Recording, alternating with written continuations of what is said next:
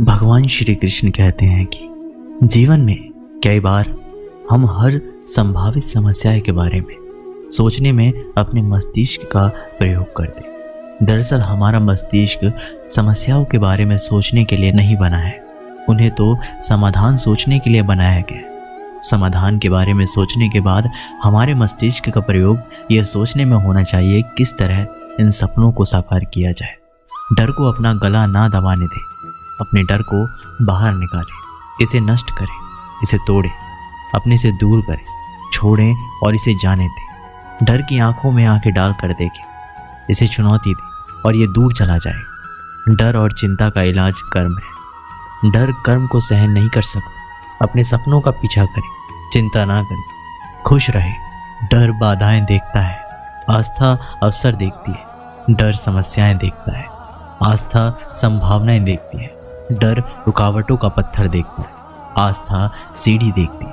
अगर आप खुद को कमज़ोर मानते हैं तो आप खुद का नहीं भगवान का अपमान करते हैं। श्री कृष्ण कहते हैं कि एक हद तक भविष्य की चिंता करना भी ज़रूरी है। चिंता हमें मेहनत करने के लिए प्रेरित करती है।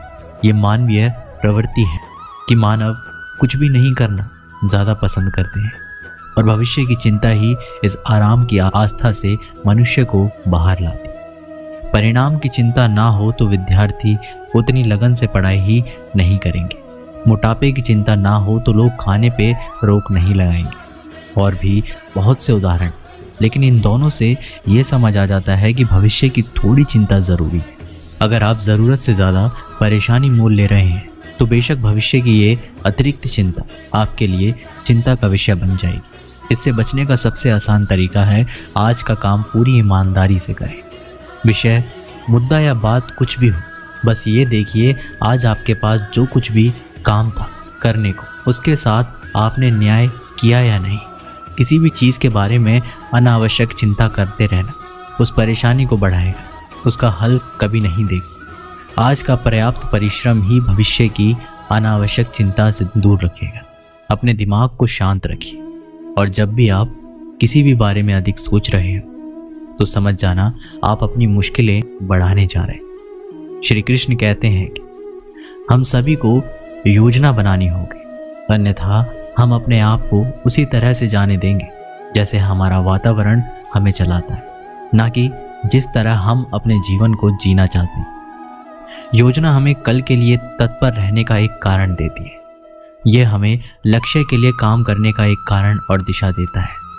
योजना के बिना हम अपने रिश्तों, अपने पेशे, हमारे वित्त, कौशल आदि को भाग्य की दया पर छोड़ देंगे। ये एक प्रकार का जुआ होगा। इससे हमें निराशा और पछतावा हो सकता है। हालांकि भविष्य के बारे में बहुत अधिक चिंता करना आपको व्याकुल कर सकता है। चिंता एक ऐसी बीमारी है जो अपनी मन की सभी खुशियों को खा जाती है। कुछ लोग ऐसे होते हैं जो बहुत ज़्यादा चिंता करते हैं, इसी वजह से वे कभी खुश नहीं रह पाते। उन्हें किसी भी बात से खुशी नहीं मिलती। वे सिर्फ एक ही बात को लेकर चिंता में डूबे हुए रहते हैं, लगातार उसी बात के बारे में सोचते रहते हैं और चिंता करते रहते हैं। ऐसे लोग हमेशा मायूसी और दुख के घर से घिरे हुए रहते हैं। चाहे कोई खुशी का मौका हो या कोई भी त्यौहार, उन्हें कोई फर्क नहीं पड़ता। कोई भी चीज़ से खुश नहीं हो पाते क्योंकि उन्हें लगता है कि सारी जिम्मेदारी उनके कंधे पर है, लेकिन ये सच नहीं है। कई बार आपके चिंता में रहने से बनता हुआ काम भी बिगड़ जाता है। परिवार में अगर एक इंसान चिंता में रहता है तो सभी परिवार के लोगों को भुगतना पड़ता है और वही माहौल पूरे परिवार में कोई भी खुश नहीं रह पाता। उन लोगों की ऐसी आदत बन जाती है कि वे छोटी छोटी बातों में भी परेशानी में आ जाते हैं और ऐसे लोगों में चिड़चिड़ापन, गुस्सा, रात भर नींद नहीं आना, ऐसी बीमारियां हो जाती हैं। श्री कृष्ण कहते हैं कि आपको क्या पता हमारी ज़िंदगी के बारे में, लेकिन ज़िंदगी कैसी भी हो आप खुद परेशानियों का समाधान नहीं निकाल पाते तो इसका मतलब आप खुद परेशान हैं। ऐसी कोई भी चिंता नहीं है जिसे करने से आपको सुख मिल जाएगा या आपके परिवार में या मन में शांति आ जाएगी। चिंता एक ऐसे जहर के समान है जो आपका कल तो कभी भी अच्छा नहीं बना सकती, साथ ही आपके आज को भी बर्बाद कर देगी और साथ ही आप ऐसी बीमारियों से ग्रसित हो जाएंगे जिससे आपको अपने भविष्य में परेशान रहना पड़ेगा। अगर आप चिंता से दूर रहना चाहते हैं तो श्री कृष्ण के बताए इन बातों को ध्यान में रखना। श्री कृष्ण कहते हैं, कल क्या होगा उसके बारे में ना सोचो, क्योंकि उससे आपका आज भी बर्बाद होगा और कल किसी ने नहीं देखा है। लेकिन आप आज क्या कर रहे हैं वह आपके हाथ में है। उत्सव या खुशी के लिए किसी दिन का इंतज़ार मत करो, अपने आज को ही उत्सव बना लो और खुश रहना सीखो। जो बातें आपके मानसिक स्वास्थ्य के लिए अच्छी नहीं है उन्हें भूलना सीखो। छोटी छोटी बातों में दिमाग ना लगाया करो और हर चीज़ों को जाने दो जिससे आपको परेशानी हो रही है। ये सोचना भुला दो कि लोग और परिस्थितियाँ आपके हिसाब से चलें, क्योंकि लोग और परिस्थिति आज तक किसी के हिसाब से नहीं चलती है और ना चलेगी। ये सब सोचकर अपने मन को अशांत मत करो, बल्कि अपने आज को सुंदर बनाओ। हर बात के लिए अपने आप को जिम्मेदार बनाना छोड़ दो। ये मत सोचो कि ये सब कुछ आपको करना पड़ता है, ये हर बात के लिए आप जिम्मेदार हैं। ये सोचना शुरू करो कि आपसे पहले भी सब कुछ चलता आया है और आपके बाद भी चलेगा, कोई कुछ करे या ना करे। लेकिन आप ये सोच अपने आप के मन को भारी ना करें। परेशानी हर किसी की ज़िंदगी में है, सभी फैमिली में आती रहती है। आप ऐसे पहले इंसान नहीं हैं जिनका ये रोना है। मस्त रहो, स्वस्थ रहो, यही एक चीज़ अपनाओ। आप अपनी बातों को मन में ना रखो। कई लोग ऐसे होते हैं जो अपनी बातों को कह नहीं पाते और अंदर ही अंदर घुटते रहते हैं, जिसके कारण कभी खुश नहीं रह पाते, क्योंकि आपके अंदर की खुशियाँ मरती जाती है। आप डरना छोड़ दो कि उनको बुरा लगेगा या फिर रिश्ते में परेशानी आएगी। डरो मत, चिंता मत करो, बस ये बातें कहने की हिम्मत रखो जो आपके अंदर ही अंदर खाए जा रही है। इस वजह से आप अपने आप को गंवा सकते हैं, क्योंकि दूसरों की चिंता की वजह से आप अपने आप की खुशियाँ गंवा रहे हैं, साथ ही अपने परिवार की खुशियाँ। इसलिए ज़िंदगी को काटो मत, ज़िंदगी जीना सीखो। इससे हर एक छोटे छोटे पल को जीना सीखो। ज़िंदगी इतनी खूबसूरत बन जाएगी कि आपको पता भी नहीं चलेगा। इसलिए चिंता करना छोड़ो, हर हाल में खुशियाँ ढूंढो। चिंता और परेशानी को लेकर भगवत गीता में भगवान श्री कृष्ण कहते हैं, मन का बेचैन होना उसका स्वभाव है। हमारे मन को लगता है कि अगर वह अलग अलग बातों के बारे में सोचता रहेगा तो हमें आने वाली हर मुश्किल और मुसीबत से बचा लेगा, पर ऐसा होता नहीं है। हम अपने जीवन का काफ़ी अधिक समय सोच विचार करके परेशान होने में निकाल देते हैं। भगवान श्री कृष्ण कहते हैं, मन का ये स्वभाव बदलना मुश्किल ज़रूर है, असंभव नहीं। अच्छा, अब आप एक बात बताइए, क्या आप कौवे को कह सकते हैं कि वो काँव काँव की आवाज़ ना करें?